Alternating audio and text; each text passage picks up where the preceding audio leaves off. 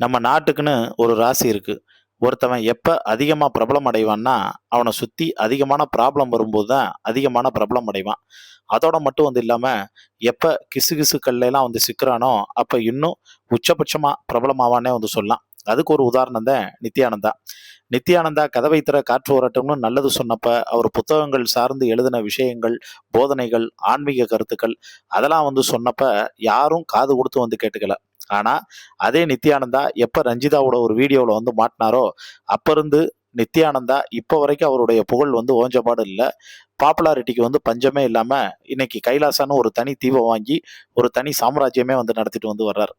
அதுக்கு காரணம் என்ன ஒண்ணுன்னா, சர்ச்சையில சிக்குனதுக்கு அப்புறமான ஏற்பட்ட புகழ் தான். அதே மாரி தான் இங்க தமிழ்நாட்டுல ஒரு கிராமத்துல இருந்து அங்க அந்த வாழ்க்கை சூழல்ல வாழ்ந்து, வளர்ந்து, அந்த பாரம்பரியத்துல இருந்து, அதுக்கப்புறம் சென்னையில ஒரு மிகப்பெரிய உயரத்துக்கு வந்த ஒரு மனிதர் தான் நம்ம மாதம்பட்டி ரங்கராஜ்.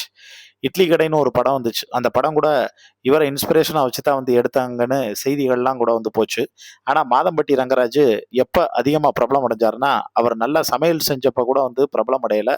அவருடைய சாப்பாடு டேஸ்ட்டா இருக்கு அப்படின்னு ஃபீட்பேக் வந்தப்ப கூட பிரபலம் அடையல. அவர் எப்ப பிரபலம் அடைஞ்சாருன்னா, சினிமாவுல நடிச்சத விட, அந்த குக் வித் கோமாளில செஃப்பா கலந்துக்கிட்டத விட, எப்ப ஜாய் கிருசல்டா அவர் மேல கேஸ் போட்டாங்களோ, என் வயித்துல வளர்ற குழந்தைக்கு அவர்தான் அப்பான்னு சொன்னாங்களோ, அப்ப இருந்து தான் மாதம்பட்டி ரங்கராஜ் ஓவரா பிரபலம் அடைஞ்சாங்கங்கிறது எல்லாருக்குமே தெரியும்.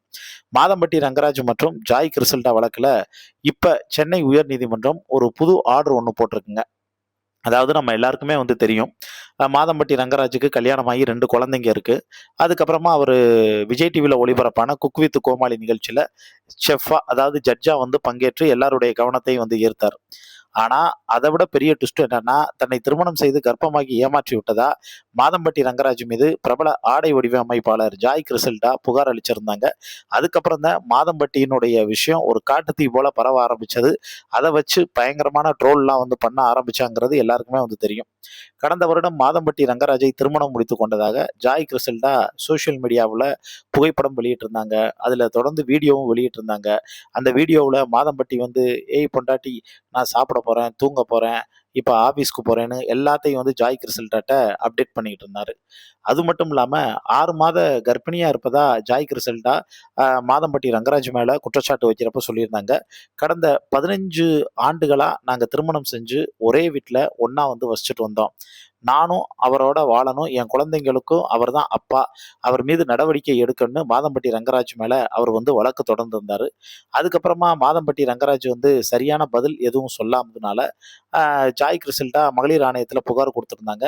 அதுக்கப்புறம் ஜாய் கிருசல்டாவ திருமணம் செஞ்சத மாநில மகளிர் ஆணைய விசாரணையில மாதம்பட்டி ரங்கராஜ் ஒத்துக்கிட்டாரு. இந்த நிலையில மாதம்பட்டி ரங்கராஜுக்கு எதிரான வழக்குல ஹைகோர்ட் ஒரு புதிய உத்தரவு ஒண்ணு பார்த்தோன்னா போட்டிருக்கு. அது என்னன்னா, ஜாய் கிருசல்டா மற்றும் மாதம்பட்டி தரப்புல டிஎன்ஏ டெஸ்ட் நடத்த கோரி உயர்நீதிமன்றத்துல மனு தாக்கல் செஞ்சிருந்த நிலையில, தற்போது ஒரு புதிய ஆர்டர் ஒண்ணு பாஸ் ஆயிருக்கு. அதாவது மாதம்பட்டி ரங்கராஜ் மரபணு சோதனைக்கு, அதாவது டிஎன்ஏ சோதனைக்கு வரணும்னும், அ அதே மாரி சென்னை ராஜீவ் காந்தி மருத்துவமனையில நடக்கும் அப்படின்னு சொல்லியிருக்காங்க.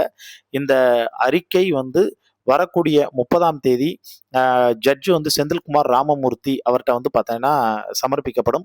அதுவரைக்கும் இந்த கேஸ இப்போதைக்கு தள்ளி வச்சிருக்காங்க. தற்போது ஜாய் கிருசல்டா நீண்ட நாட்களா கேட்டு வந்த விஷயம் நடக்க போகுதுன்னு சோசியல் மீடியாவுல இணையவாசிகள், அவங்க நெட்டிசன்கள் எல்லாரும் தங்களுடைய கருத்துக்கள தெரிவிச்சுட்டு வர்றாங்க. இத பத்தி உங்களுக்கு தோணக்கூடிய கருத்துக்கள கீழ இருக்கக்கூடிய கமெண்ட் பாக்ஸ்ல மறக்காம மென்ஷன் பண்ணுங்க.